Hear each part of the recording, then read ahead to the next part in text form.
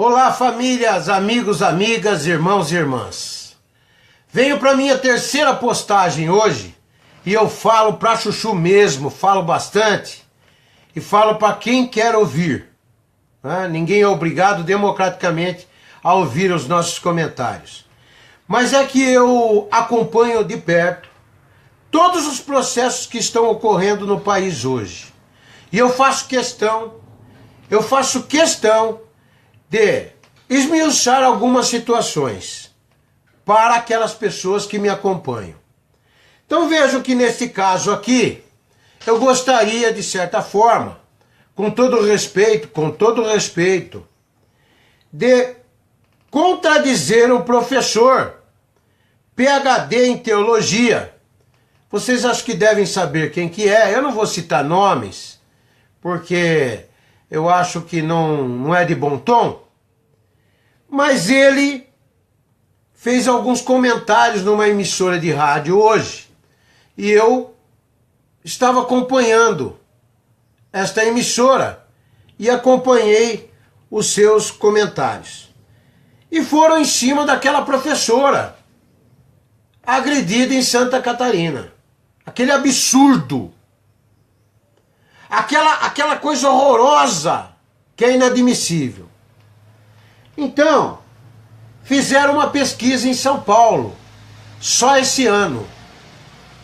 E constatou-se que em São Paulo nós já temos mais de 500 registros de agressões a professores, inclusive com boletins de ocorrências, boletins elaborados pela Polícia Civil.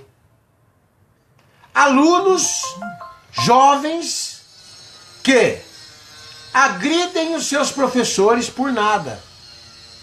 Por nada. Por situações esdrúxulas. Sem nenhuma importância moral. Enfim. Mas, em qualquer circunstância, é inadmissível que se agrida um professor. Se você tem uma pendência com o professor, você tem a direção para procurar primeiro. Procure a direção, faça as suas colocações. Caso contrário, não houve um acordo, não se chegou a um denominador comum, aí sim aciona a família. Só que quando nós falamos em família, precisa ver se esse jovem tem família. Precisa ver se não é a mãe que convive com esse menino, cria esse menino sozinha, sem a presença paternal. Precisa ver se essa mãe não trabalha dia e noite para sustentar esse menino. E esse menino fica Deus dará, sofrendo influências negativas, até num círculo negativo que nós conhecemos. São círculos onde nós vamos constatar ladrões, embriagados, tráfico de droga, Tráfico de drogas é uma constante. Então vejam, gente, vejam o absurdo, que nós estamos enfrentando. Às vezes são famílias destroçadas, Às vezes a mãe está presa, o pai está preso. Esse menino está com a avó, com o avô, com os avós, e revoltado. E na cabeça dele a polícia é ruim. A polícia não presta. A polícia não vale nada. Porque a polícia prendeu a mãe dele. Porque a polícia prendeu o pai dele. Aí ele vai para a escola, sem nenhum berço, sem nenhuma estrutura inicial, educacional, porque tudo começa em casa. Os primeiros princípios e valores se adquirem dentro de casa, através da influência dos pais, do diálogo com os pais, com os familiares, com aquele círculo de vida em que ele vive. A escola é um complemento Aquela professora que está lá não é mãe do seu filho e da sua filha. Aquele professor que lá está não é pai da sua filha e do seu filho. Não! Eles são agentes da educação tentando somar, agregar conhecimento junto aos seus filhos. Conhecimentos didático, cultural, enfim, conhecimentos em geral, né, para que ele possa progredir num determinado caminho.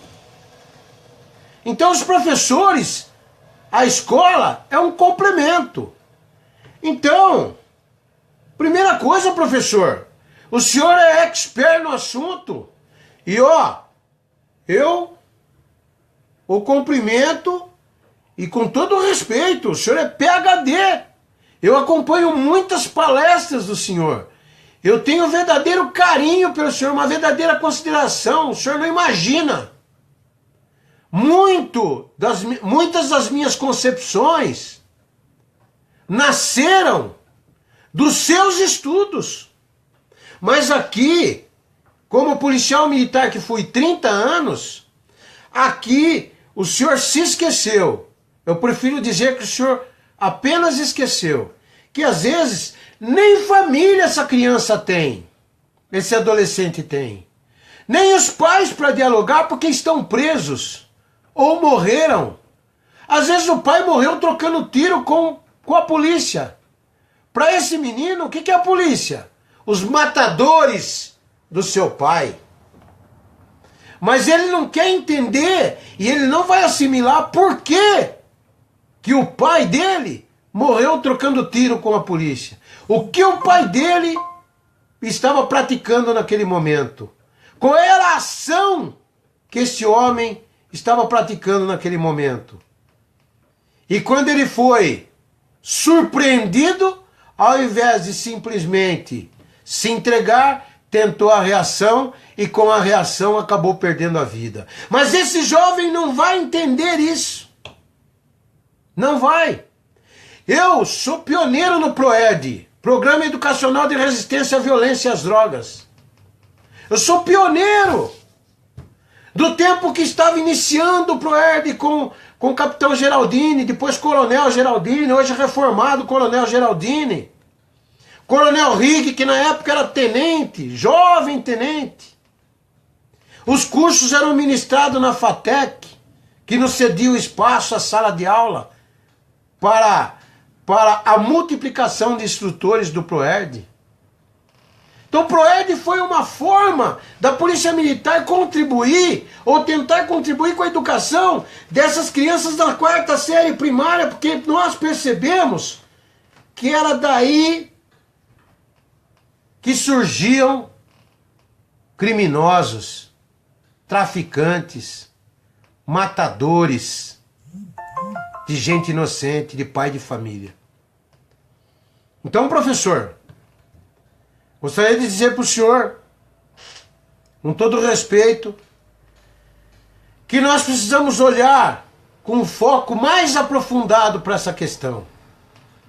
Esses governos, que eu já, adjetivos para eles eu não tenho mais.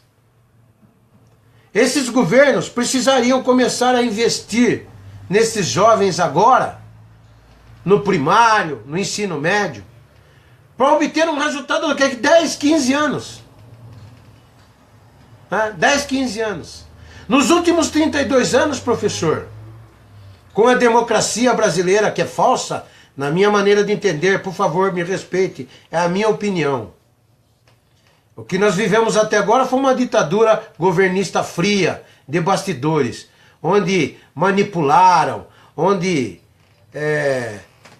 usurparam os seus cargos, sabe? As situações que envolviam o nosso Brasil.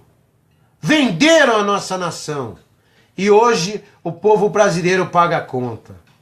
Então, nessa democracia falsa, o que ocorreu?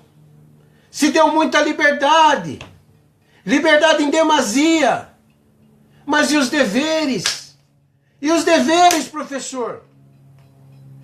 Eu me lembro quando estudava no primário, perfilava, cantava o hino nacional, coisa mais linda do mundo, a bandeira subindo, e eu com a mão ali firme e forte, todo orgulhoso, olhando para minha bandeira e cantando meu hino nacional.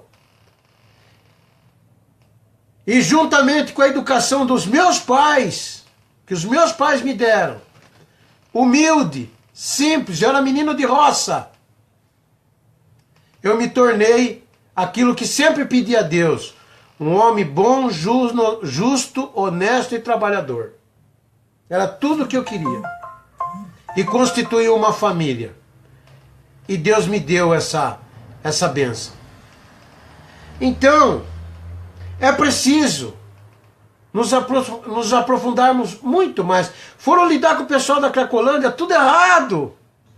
De maneira tudo errada. Meter os pés pelas mãos. Ah, eles não querem ser socorridos. Não existe isso. Um sujeito tomado pelo efeito de uma substância tóxica, totalmente desequilibrado emocionalmente, como é que ele vai dizer eu quero ou eu não quero? Disso eu conheço bem, tenho experiência própria, trabalhei 15 anos com recuperação de jovens. Você precisa primeiro fazê-lo passar pelo processo de desintoxicação, que dura mais ou menos um período de 45 dias, para depois você readaptá-lo a uma sociedade, a uma situação normal de convivência, e aí sim, você num papo, junto com amigos, dizer, você quer isso ou você quer voltar para aquela vida? É isso! Não fazer o que fizeram, sabe? Com pessoas leigas que não sabem nada, não sabem fazer o ó. Desculpe, não vou continuar a frase. Tem que procurar gente que entende, que tem conhecimento prático, sabe? Tá assim, ó. Teoria não nos leva a nada.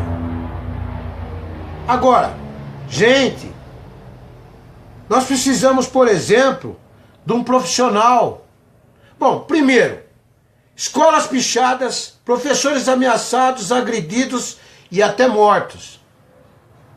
Escolas sem estrutura nenhuma. Nada, equipamento, tudo arrebentado. Escolas sem segurança. Eles invadem as escolas, levam tudo que tem. Computadores, tal, pá. Por isso não consegue ficar. Não consegue ver tudo isso. Né? Precisa aumentar o efetivo da guarda metropolitana e colocar o pessoal lá para cuidar dessas escolas. Tráfico de drogas. Professores desvalorizados. Salários achatados, sem reposição salarial. Professores sem motivação nenhuma, sem cursos de aprimoramento, reciclagens que a gente tem na Polícia Militar. Enfim, uma educação falida. Falida. Como o sistema carcerário, falido, com uma população carcerária imensa, com 210 mil mandados de prisão para cumprir, não cumpre porque não tem onde pôr os caras. Um Brasil falido. Agora, se começarmos a investir agora, aí tende a reagir. A reagir. Nós começamos o quê? Com um trabalho forte, formarmos homens e mulheres um pouco mais preparados para, por exemplo, constituir uma família. Nos últimos 32 anos, nós desmotivamos os jovens a buscar um princípio religioso. Olha o erro que nós cometemos. Se o princípio religioso exercita uma fraternidade, uma compaixão, por que barrar isso? Não quero saber se é católico, evangélico, espírita, o que é. Mas princípios e valores que vêm de Deus, que sempre me ajudaram, e com certeza iriam ajudar esses jovens, barraram isso. Barraram tudo. Não, nas escolas não pode, não. Ninguém pode falar de Deus, ninguém pode falar de princípios religiosos, ninguém não. Aí os jovens falaram, bom, eu vou atrás dos bailes, das festas, da droga, eu vou atrás da baderna. Não pode mais cantar o hino, não pode mais isso, não pode perfilar, não pode... Como? Vejam os colégios militares, Santa Catarina, eu postei aí no meu Facebook, coisa mais linda do mundo. Quem que está sofrendo ali? Quem que está sendo maltratado ali? Tem alguma ditadura ali, algum regime ali?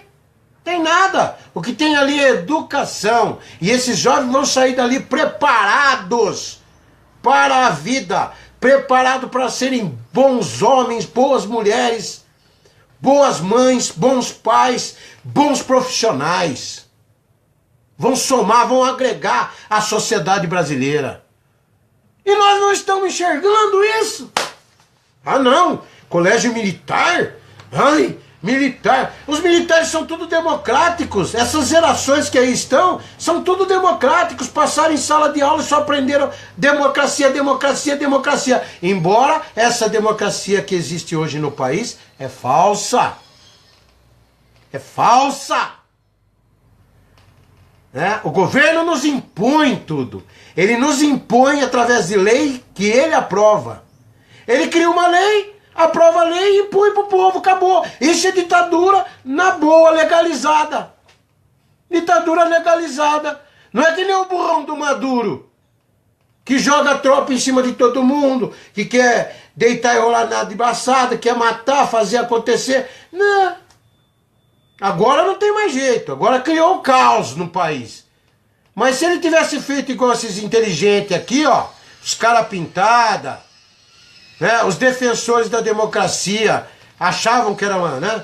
Os Maria vai com as outras achavam que era uma democracia verdadeira, era falsa.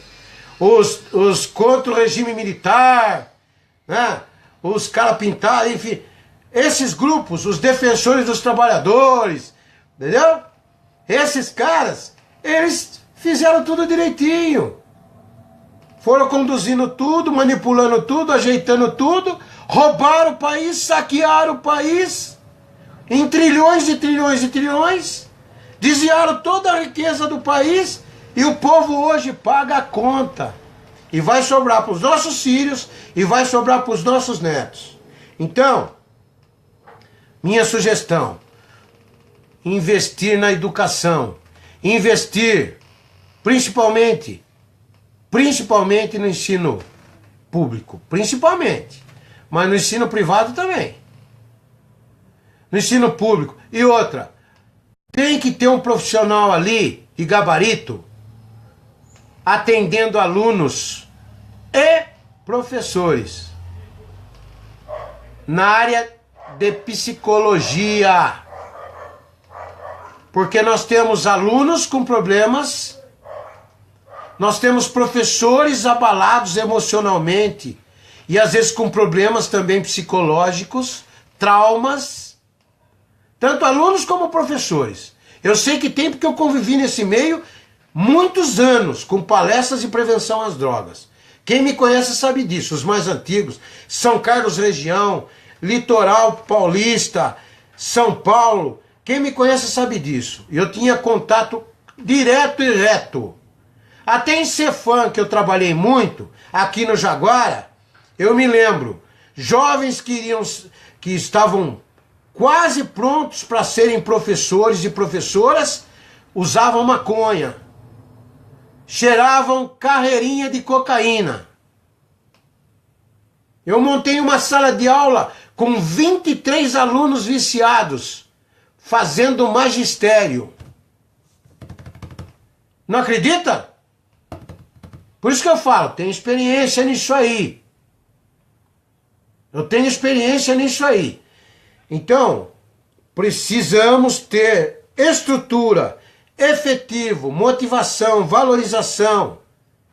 equipamento sofisticado, né? Uma educação acompanhada por profissionais do âmbito da psicologia. A Polícia Militar tem. Lá no Centro de Assistência Social e Jurídica da Polícia Militar, nós temos equipes de psicólogos que acompanham os policiais. Nos últimos anos nós tivemos 240 suicídios, 490 homicídios, que as famílias ficaram aí a Deus dará. Sem o pai, sem o filho, sem o avô. E nós tivemos por volta de 16 mil profissionais afastados, com traumas, com abalos psicológicos, em detrimento do alto nível de estresse e adrenalina. Por que numa escola não tem isso? Tem. Mas ninguém quer investir. Ninguém quer enxergar. Precisa que o velhão aqui de 52 anos, 30 anos de polícia militar, sargentão reformado, para olhar aqui e falar: ô, tão maluco? Vamos começar a usar a cabeça? Vamos começar a ficar esperto?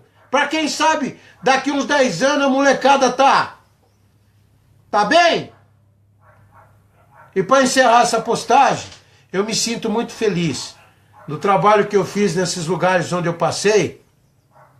Mais em São Carlos, porque o resto, São Paulo é grande, Litoral Paulista é grande, mas São Carlos ali, vira e mexe. Esses dias eu fui num banco, um caixa lá, rapaz, já de 40 anos, 35 anos, 40 anos.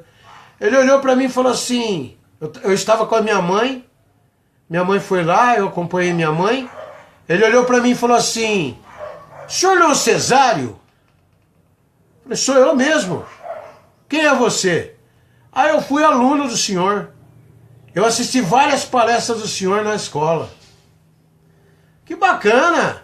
Hoje eu sou casado, tenho filhos, tudo aquilo que o senhor passou para mim eu passo para os meus filhos. Olha que coisa linda! Saí dali feliz, ganhei o dia. Um homem já está no banco lá, não vou dizer nome, já está no banco lá, ó, se eu não me engano, há 15 anos, mais de 15 anos. Pai de família. Então é isso. Todo mundo tem a condição de dar sua contribuição. Só falta esses governos, esses parlamentares, esses ordinários, raras são as exceções, esses vagabundos, entenderem isso. E nós precisamos dar uma resposta o ano que vem. E vocês sabem qual é a resposta. Todos os partidos que participaram das falcatruas não votem em ninguém. E ponto. Já vai ser uma grande resposta. Votem num candidato mais humilde, de um partido pequeno, não tem problema. Dê o seu voto de confiança a ele.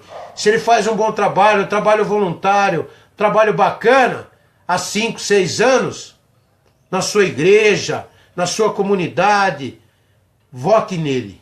Dê esse seu apoio a ele. Quem sabe não é por aí que está o caminho. Né? Porque muitos não são candidatos porque não querem se envolver com essa vagabundagem toda aí. Nesses anos, mais de 20 anos, o que eu recebi de 25 anos de convite para ser candidato, não está escrito. Nunca fui. O meu sonho é uma reviravolta, mas parece que agora a coisa está parada. Está parado aí, está parado. Vagabundo é preso e liberado. O Supremo libera. Tem esse moço aí, libera os afiliados. Basta chegar lá e falar: sou afiliado do senhor Gilmar Mendes. Pronto, tá liberado, filho. Alvará tá aqui. Beijo no coração de vocês. Que Deus abençoe a cada um de vocês e aos seus familiares. É ou não é, Wagner? É! Esse é irmão, hein? Antigo. Celso Wagner Pedro de Oliveira. Esse cara é um batalhador. Se for o que eu estou pensando, este é um lutador. Viu? Celso, um abraço. Obrigado por acompanhar.